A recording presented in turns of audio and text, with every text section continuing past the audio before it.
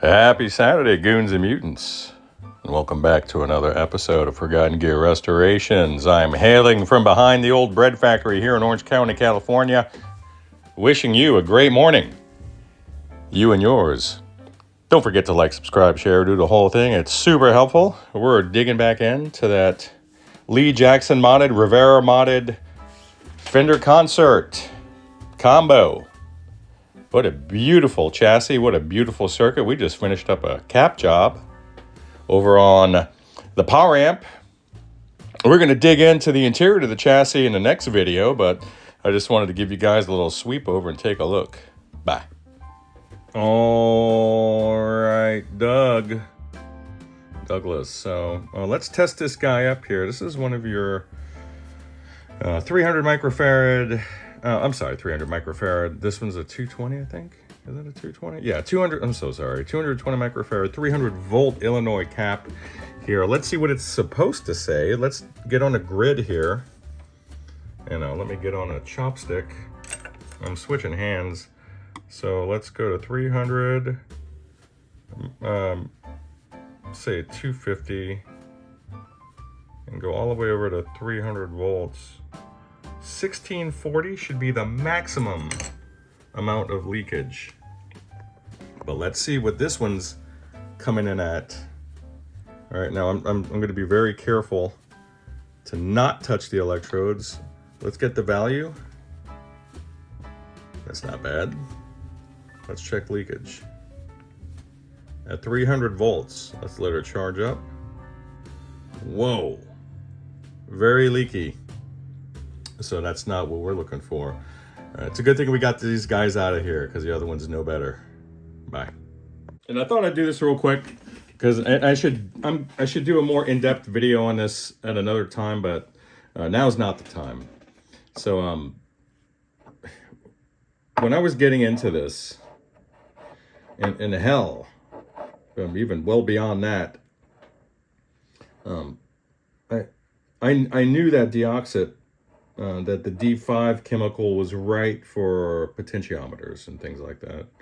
It's not right for, you don't just spray this stuff inside of a fader, even fader lube per se. You're not going to spray inside of a fader because you're going to wash out the lube and then the fader will freeze. And you're going to tack on 5 hours at least to whatever job you're doing, and you're going to eat it. But within the D5 family of chemicals, you're going to have a choice to make. And the choice you're going to make is going to pertain to the delivery system. Get this one. This one allows you to choose the spray pressure. You have 3 settings, low, medium, and high. And yeah, they make a difference, but I find that low is even a little too much for what I do. This is the can you want. And why?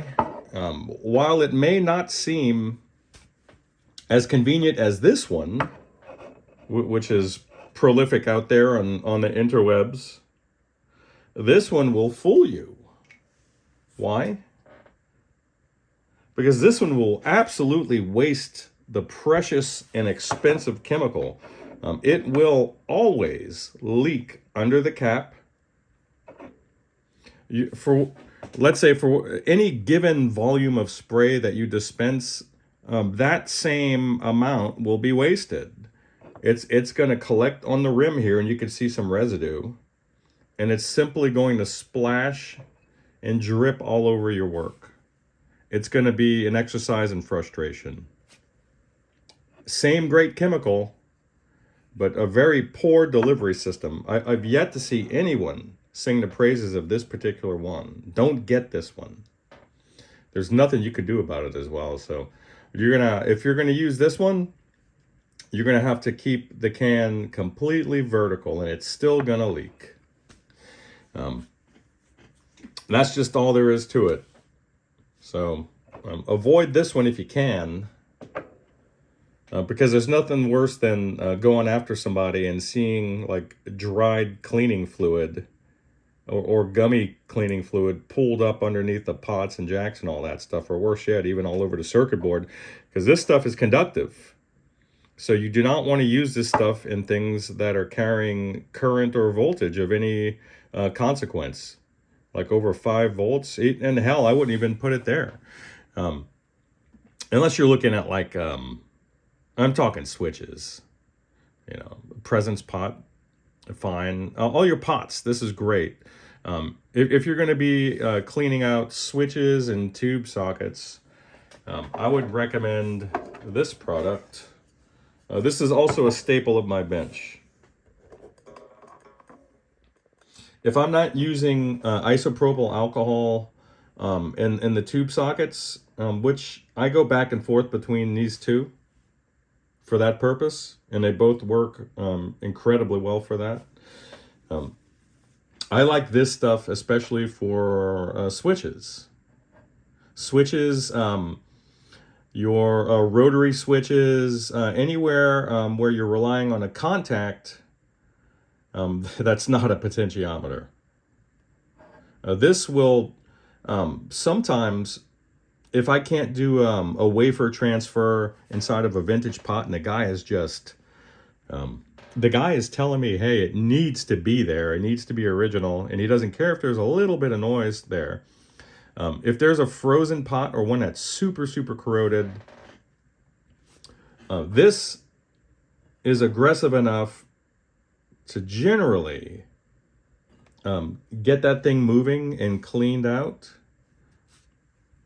without vanquishing the carbon track there. But even then, you want to be careful with stuff like that. With pots, this will wash out all the lube, so you're going to want to follow it up with either some fader lube, which is this stuff up here.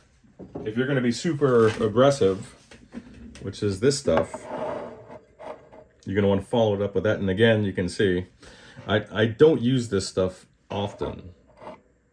I don't use it often. This is more for conductive plastic surfaces. What I like to do on those, I don't know, I'm just rambling here, but what I like to do, if there's a frozen pot on a vintage piece of gear, let me sweep you over here. And this is, I didn't mean to do this today, so you're not going to get the best of anything. But just to transfer a little bit of knowledge, what I'll do is I'll take my little heat gun, and I have a miniature one, and I'll heat up the back of the pot, and it'll usually be enough to soften or liquefy whatever's causing the binding without it being destructive. But the thing is that if there's a granular type of contaminant and you've just broken up that seizing contaminant enough to actually move the wiper in there, you might be dragging some of those granules across your conductive surface. And that's destructive. So all I'm saying is it's a feel thing, and it's something that you have to do and have experience with before you make a move like that.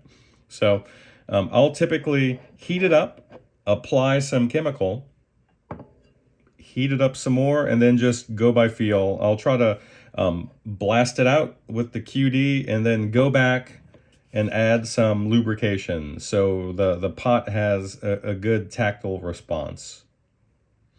A lot of that lubricant is along, there's a little aperture or a little neck, a little passage that the shaft passes through after the knob, behind the knob, and that's where a lot of that lubricant's going to be. So you don't, if you could help it, you don't wash it out, you know, but sometimes you can't. So there you have it. Have a good Saturday. Maybe I'll have an update for y'all again. You guys take care. Doug, I'll shoot you a text, buddy. Bye.